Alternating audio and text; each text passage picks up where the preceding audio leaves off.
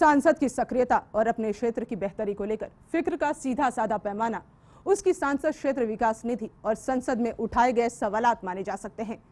इन दोनों ही मामलों में गोविंदा फ्लॉप नजर आते हैं।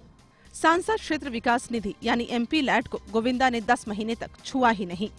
इस अजीबोगरीब स्थिति पर अखबारों में खबरें छपी तो गोविंदा ने वसई और विरार में पेयजल वगैरह के लिए 7.5 लाख रुपए खर्च का ऐलान किया, मगर अगस्त 2005 तक यह कार्य शुरू नहीं हो सका क्योंकि प्रस्ताव को प्रशासनिक स्वीकृति नहीं मिल सकी थी।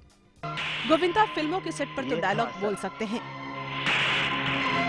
और ये था उसका प्यार, मगर देश की सर्वोच्च संस्था संसद में उनकी बोलती बंद ही रहती है। उन्होंने 2 साल के कार्यकाल में आज तक एक भी सवाल लोकसभा में नहीं उठाया है। गोविंदा अपने कर्तव्यों के निर्वहन में ही पीछे नहीं है। उनके व्यक्तित्व का एक और भी पहलू है जिसमें झूठ और फरेब की बू आती है। पिछली बारिश में यूं तो पूरी मुंबई डूबी, मगर उत्तरी क्षेत्र पर कहर सर्वाधिक रहा।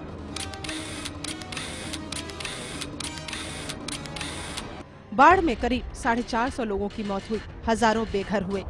संकट की इस घड़ी में मतदाताओं ने जब अपने सांसद को ढूंढा तो गोविंदा गायब मिले। इसके बाद एक टीवी चैनल पर गोविंदा ने केंद्र से 15 करोड़ रुपए की मदद स्वीकृत करवाने की बात कही। 1 पैसा आज तक नहीं पहुंचा। वहीं बोरीवली से विरार तक लोकल ट्रेन की रेलवे लाइन 4 लेन करवाने का क्रेडिट उन्होंने लिया।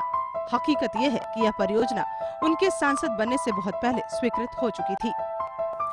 2000 में मुंबई रेल विकास कॉरपोरेशन की स्थापना की और उसके जरिए 3,480 करोड़ रुपए के विभिन्न परियोजनाएं हमने प्रारंभ की। खाली मंजूर नहीं की, प्रारंभ की। बोरीवली से विरार अभी 2 लाइनें हैं, उसको चौहरीकरण करने के लिए 468 करोड़ रुपए की वह स्कीम है। गोविंदा जी का इस क्षेत्र से इतना ही संबंध है कि वे विरार में पैदा हुए, जो वसई विधानसभा क्षेत्र का हिस्सा है। उसके बाद दूसरा उनका संबंध है कि वो सांसद बने। इस क्षेत्र के लोगों की समस्याओं के प्रति वो एकदम गंभीर नहीं है। उनका इस क्षेत्र में जनसंपर्क करने का कोई कार्यालय नहीं है। 26 जुलाई को जो बाढ़ आई, जिसमें जनजीवन पूरा मुंबई अस्त व्यस्त हो गया, गोविंदा ने किसी के घर जाने की, अपने क्षेत्र में घूमने की भी जरूरत नहीं समझी।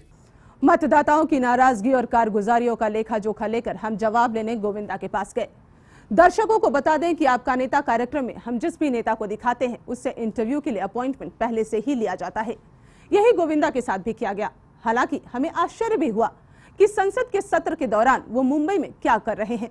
बहरहाल तय समय के मुताबिक जनमत की टीम गुरुवार की रात 8 बजे उनके जुहू स्थित दफ्तर पहुंची। वहां गोविंदा के बड़े भाई कीर्ति करीब आधा दर्जन लोगों के साथ पहले से मौजूद थे। इनमें गोविंदा के 2 सुरक्षा कर्मी भी शामिल थे। इतने में गोविंदा भी आ गए। कैमरे और लाइट के अरेंजमेंट के दौरान गोविंदा बेहद सतर्क रहे। मैं कैसा दिख रहा हूं, मेरे चेहरे पर प्रॉपर लाइट है कि नहीं, मेरी आंखों के नीचे के काले घेरे तो नहीं दिख रहे, जैसी बारीकियों पर वो संजीदा थे। करीब 15 मिनट के बाद सवाल जवाब का सिलसिला शुरू हुआ। बतौर सांसद नाकामी के हर सवाल पर वो स्वाभाविक तौर पर असहज हुए। दाऊद से संबंधों को लेकर सवाल जनता की मांग थी, जिसे गोविंदा तक पहुंचाना हमारा फर्ज था, लिहाजा हमने ये सवाल भी किया। गोविंदा खींच चुके थे, उनके लिए जवाब देना भारी था, मगर वो बेहद शातिर भी हैं। जब तक कैमरे ऑन रहे वो शांत रहे, मगर कैमरों के ऑफ होते ही गोविंदा और कीर्ति एक्शन में आ गए। पहले तो कैमरे छीनने की कोशिश हुई, उसके बाद टेप सौंपने की धमकी दी गई। हमारे विरोध पर उनके एक बॉडीगार्ड ने एक गन हम पर तान दी। उस दौरान गोविंदा और उनके भाई के मुंह से जो गालियां निकली उन्हें दोहराया नहीं जा सकता। जान से मारने की धमकी दोनों भाई लगातार देते रहे। हमसे टेप्स छीन लिए गए। उसके बाद जो कुछ हुआ वो यूं है। आइए एक बार उनके पास चलते हैं और रिक्वेस्ट करते हैं कि शायद वो हमें कैसेट दे दें। उन्हें लग रहा है कि वो एक बार फिर विवादों में फंस सकते हैं, उलझ सकते हैं। आगे गोविंदा जी, उनके भाई साहब हैं, भाई साहब भी चले गए। उनको जाते तो नहीं देखा हमने। भाई साहब मोटे वाले, उनको प्लीज बोलिए कि वो हमारे कैसेट्स को वापस करें।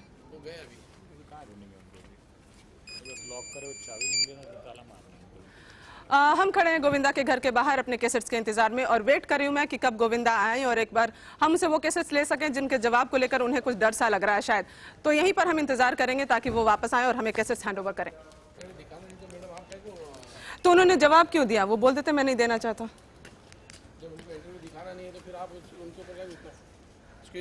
एक मिनट आप कैमरे को हाथ ना लगाएं, कैमरे को हाथ, तरह से मतलब शूट मत करिए, कैमरे को हाथ ना लगाएं, कैमरे को हाथ ना लगाएं। गोविंदा साहब कहाँ मिलेंगे ये बताएं? चलिए हम उनके घर चलते हैं, घर इधर सामने। चलिए। बहुत ज्यादा भड़कते हैं गोविंदा जी, हाँ भड़कते बहुत ज्यादा हैं, नहीं भड़कते हैं? तो ये तो दादागिरी दिखा रहे हैं, कैसेट छीन लिया उन्होंने। यहीं रहते हैं?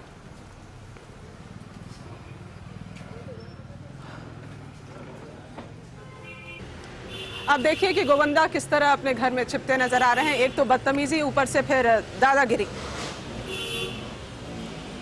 हम कोशिश में लगे हैं कि किसी तरह गोविंदा से हम कांटेक्ट कर सके, उनसे फोन पर भी बात हो जाए। तो एक बार रिक्वेस्ट ही कर दें कि चलिए आप हमें हमारे कैसेट को वापस कर दीजिए, लेकिन ऐसा लगता है जैसे वो किसी बात को सुनने को तैयार नहीं है और एक बार फिर बदतमीजी करते नजर आ रहे हैं।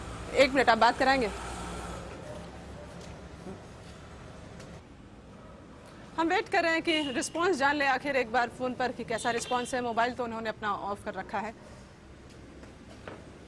निकले हमसे बात करें, पता नहीं उन्हें क्या डर खाया जा रहा है। वैसे चलिए, जब तक वो हमें कोई रिस्पांस नहीं देते हम आपको बताते हैं कि उनसे हमारी बातचीत क्या हुई। हमने उनसे उनके चुनाव और उनके संसदीय क्षेत्र के बारे में बात की। कहा उनसे कि क्यों ऐसा है कि 10 महीने तक उन्होंने एमपी लैड फंड का इस्तेमाल नहीं किया। उन्होंने तमाम एक्सक्यूजेस दिए हमें।